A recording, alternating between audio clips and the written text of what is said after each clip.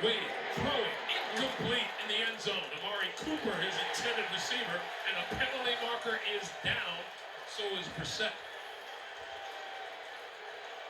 Yeah, you're going to get a late shot on Brissett well after he threw the ball. Personal foul, roughing the passer, defense, number 69. After distance to the goal, automatic first down. And number 69 is Sebastian Joseph Day, the fifth-year D lineman out of Rutgers. It's going to come late, and it's just a little push.